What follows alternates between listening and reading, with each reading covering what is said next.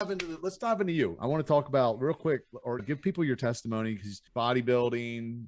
Let's talk about the porn addiction. Let's talk about how you got to be this coach for men, helping men overcome pornography addiction.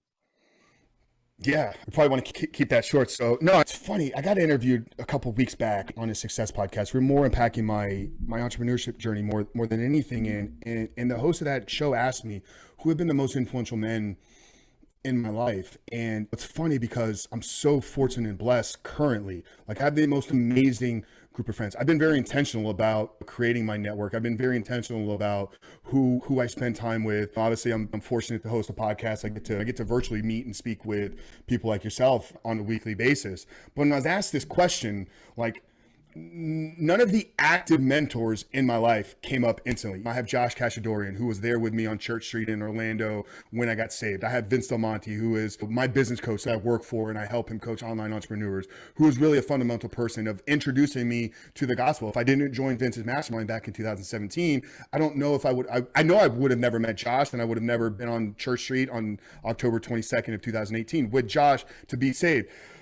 But with all that in mind, like, I have these most amazing mentors and friends right now. The first person that came to mind as far as influential people in my life was my little league coach. It was Bob Hall. Like, he was coached me from 10 to 12 years old. And I hadn't talked about Bob probably in 20 something years. And I think because I have been actively coaching little league, maybe it was more fresh, like helping the youth. But why I'm sharing this is because the follow-up question from the host was like, do you think because of the impact Bob had on you as a kid, do you think that is why you're so passionate to be a coach and to help people today? And it was like, whoa, kind of one of those moments like mid-interview where like you had this kind of like enlightening, awakening moment about your own past, like all the work that I've done on myself, trying to figure out like, how did Frank end up here today? Something I completely glossed over. But I know that is the case. So I've had a very influential youth coach, and I think that kind of played a role in setting me on this trajectory to help other people.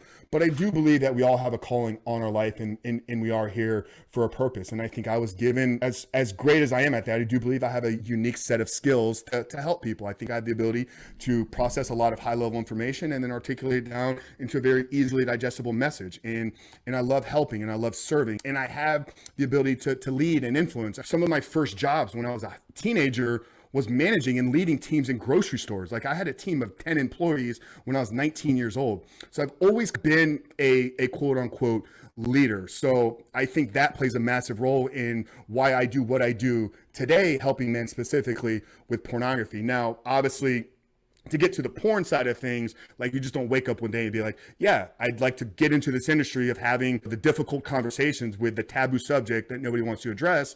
So, what I'm doing today is a result of my own story and my own recovery. But yeah, I've been an athlete, I've been a bodybuilder, I've been an entrepreneur like we talked about for the last 10 years. And underneath all that, I think, is I have a heart to help and a heart to serve people.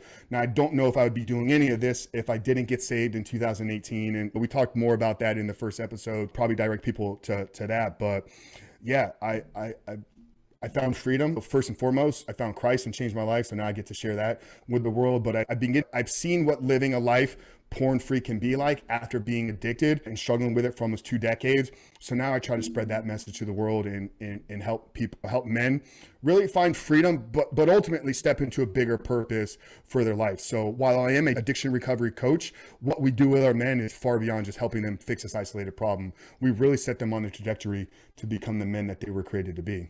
Love it.